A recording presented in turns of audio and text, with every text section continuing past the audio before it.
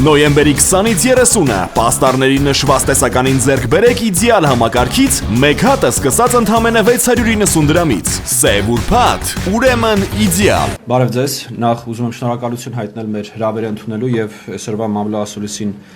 ներկա գտնվելու համար։ Ես Արեգ Փոչինյանն եմ, նախաձեռնության մասնակից։ Ես մուտքի խոսք մի փոքր կասեմ, հետո կխնդրեմ գործընկերները իրենց մուտքի խոսքերը կասեն, որից հետո ուրախ կլինենք պատասխանել ձեր հարցերին։ Ամենաառաջինը, որ կուզեմ արձանագրել, այն է, որ այս այցերի փոխադարձ այցերը, որ տեղի ունեցան, սկզբից մեր ադրբեջանցի գործընկերները եկան Հայաստան, հիմա մենք այցելեցինք Ադրբեջան, սա դարձավ այլևս նախաձեռնություն։ Նախաձեռնությունը կոչվում է խաղաղության կամուրջ նախաձեռնություն եւ մեր նպատակն է այցերը շարունակական լինեն, այսինքն սա ոչ թե մեկ անգամյա ակցիա լինելու, այլ սա լինելու է շարունակական ֆորմատ, լինելու են թե Հայաստան այլ այցեր ադրբեջանացի փորձագետների եւ քաղաքասարակության ներկայացուցիչների, թե Ադրբեջան այցեր Հայաստանի քաղաքասարակության ներկայացուցիչների եւ փորձագետների։ Ինչպես տեղյակ եք, սա պատասխան այցներ, որ տեղի էր ունեցել մեկ ամիս առաջ ադրբեջանական այցինի պատասխան։ Ես համացանցում տեսա, որ բավականին ակտիվ քննարկում էին որոշ տեխնիկական մանրամասներ այցի, մասնավորի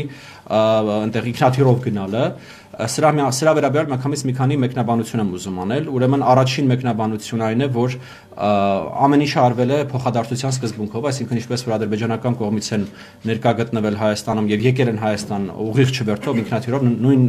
ուրեմն որոշումը կայացվել է իրականացնել նաև հայկական կողմից, սա առաջինը։ Երկրորդը ես ուզում եմ նշեմ, որ երևի բոլոր գործընկերների համար կասեմ, որ սա չափազանց պարտավորեցնող է նաև մեզ, երբ որ ուրեմն նման քանակությամբ ռեսուրսներ են ներդրվում այս միջոցառումների մեջ։ Եվ երրորդ բանը, որ կուզեմ ասել այս թեմայով, մենք աշխատում ենք եւ աշխատելու ենք նաև այլ ռեսուրսներ ներգրավել այս նախաձեռնությունները իրականացնելու մեջ, ոչ միայն Հայաստանի Հանրապետության պետական բյուջեից հատկացումներ որպես լինեն, այլ նաև միջազգային գործընկերներից, միջազգային կազմակերպություններից, որպեսզի հարկատուների հաշվին տեղի ունեցող միջոցառումների բեռը թեթևացնենք, այսպես ասենք։ Դա ինքնաթիռ հետ կապված, նաև նկատեցի բավականին մեծ հարցեր անվտանգության հետ կապված մտահոգությունները,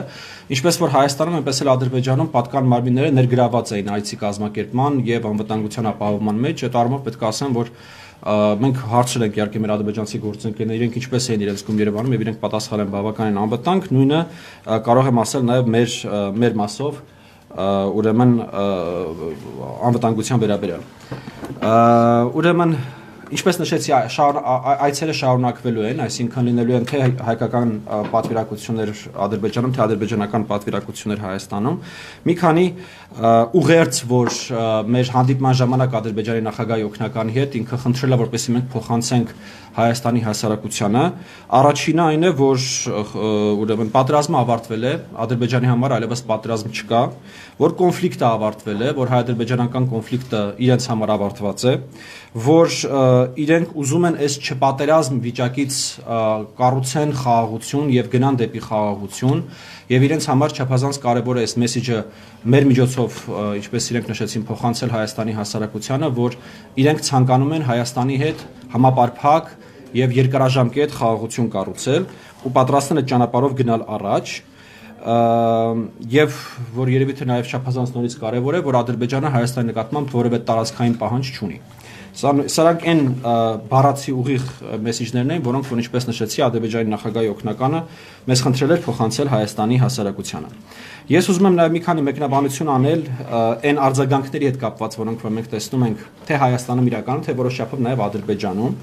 Դա բարկությունն է, չվստահությունն է, նեղսերտվածությունն է եւ այլն, ինչը բավականին բնական է մեր գնահատմամբ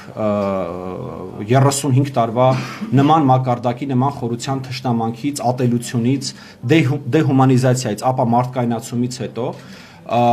երևի հայ-ադրբեջանական կոնֆլիկտը միակ կոնֆլիկտը չէ, որտեղ այս ֆենոմենները տեղի ունեցել, բայց ինքը իր ատելության մակարդակով եւ թշնամանքի գեներացման մակարդակով ինչ որ չափով նաեւ այո ունիկալ կոնֆլիկտ է եւ մեզ շատ մեծ աշխատանք է սպասում այդ հարցերը լուծելու եւ այդ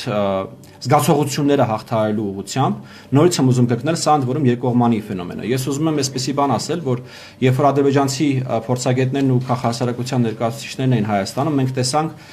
իրենց նկատմամբ, այսպես իրենց նախկին հայտարարությունների, իրենց նախկին ելույթների, իրենց նախկին գործողությունների վերհանում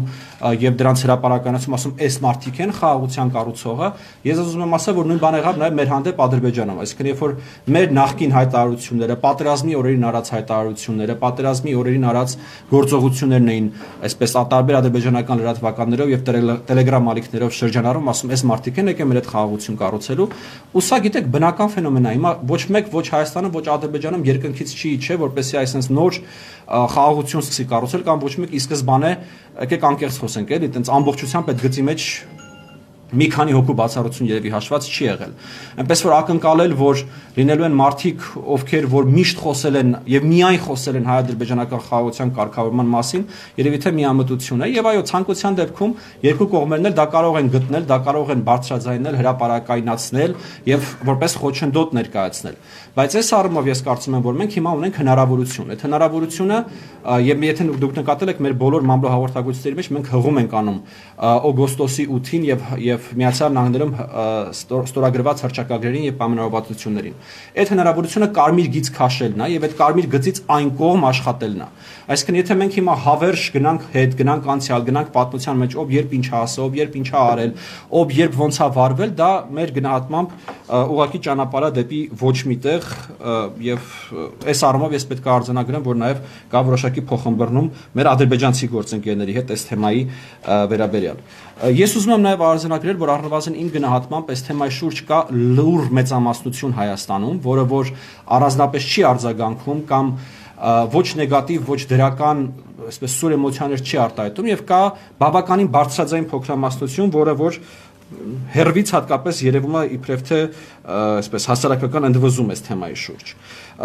Երկու մեկնաբանություն էլ քաղաքական դաշտում տեղ գտած ուրեմն արձագանքների վերաբերյալ ես ուզում եմ արձանագրել, որ այն էմոցիոնալ ֆոնը, որը ես նկարագրեցի, որ Հայաստանում կա այդ ուրեմն բարկացվածությունը, նեղսերտվածությունը, անվստահությունը,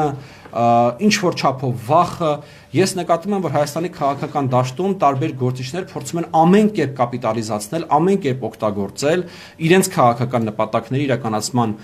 գործում, ինչը իմ կարծիքով բավականին զազրելի երևույթ է։ Ես նաև այսպիսի մի բան եմ ուզում ասել, սա արդեն իմ անձնական կարծիքն է, գործընկերների անունից չեմ ասում։ Իմ կարծիքով Հայաստանի քաղաքական դաշտում այս պայմանությամբ ով որ դեմ է խոսում հայ-ադրբեջանական կարգավորմանը եւ հայ-թուրքական կարգավորմանը,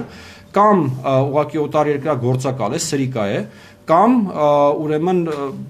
ապաքաղաքական ապուշ է, որը որ չի հասկանում թե ինքը ինչ է խոսում։ Ես այլ տարբերակ Հայաստանի քաղաքական դաշտում բացատրելու մարդկանց դեմ լինելը հայ-ադրբեջանական եւ հայ-թուրքական կարգավորմանը պարզապես չեմ տեսնում։ Եվ վերջին երկու խոսքը, որ կուզեմ ասել թեմայով, հետո կխնդրեմ Տիկին Սուլթանյանը կշարունակի իր բացման խոսքը։ Առաջինը, գիտեք, ես կարծում եմ, որ սովետական միության փլուզումից ի վեր երկու հասարակությունները ունեցել են միայն պատերազմի եւ միայն կոնֆլիկտի փորձառություն եւ մեզ մեծ աշխատանք է սպասում համակեցություն ձևավորելու եւ համակեցության որոշակի միջավայր ձևավորելու ճանապարհին եւ հավելեմ սրան, որ նաեւ հենց սովետական միության տարիներին դա իրական համակեցություն եւ իրական բարեդրացություն չի եղել, որտեղ այդ եղել է կենտրոնի միջոցով կառուցված հարաբերություններ, երբ որ մենք իրար հետ հարաբերությունները կառուցել ենք Մոսկվայի միջոցով, մենք իրար հետ հարաբերությունները եւ հարցերը պարզել ենք Մոսկվայի միջոցով եւ հենց դա էր պատճառը, որ հենց որ սովետական կայսրությունը թուլացավ, հենց միանգամից առաջացավ պատերազմը։ Այսինքն մենք մեր առջև պետք է խնդիր դնենք ընդհանրապես առաջին անգամ մեր համատեղ այս հարևանության պատմության մեջ փորձելու կառուցել առանց կենտրոն զուգահեռ հարաբերությունների մեջ ուրեմն որոշակի համակեցության կանոններ։ Եվ ամենավերջինը անցնող 35 տարիների ընթացքում Հայաստանի եւ Ադրբեջանի մեջ ձևավորվել է ինչ-որ չափով երկաթյա վարակույր, երբ որ իրանք ընդեղ են, մենք այնտեղ Հիմա այս նախաձեռնությունը ինքը այլևս երկու անգամ այդ երկաթյա վարակույրի միջով անցել է։ Բավարար է սա խոսելու նրա մասին, որ երկաթյա վարակույրը սկսել է փլուզվել, չգիտեմ, մենք հաղթահարել ենք, ոչ, բնականաբար բավարար չի, բայց արդյոք սա քայլ այդ ուղղությամբ, ես կարծում եմ, որ միանշանակ այո, քայլ այդ ուղղությամբ, եւ ուզում եմ նորից կրկնել, որ մենք շարունակելու ենք մեր աշխատանքը այս ամենի ուղղությամբ։ Տիկին Սուլթանյան, համեցեք։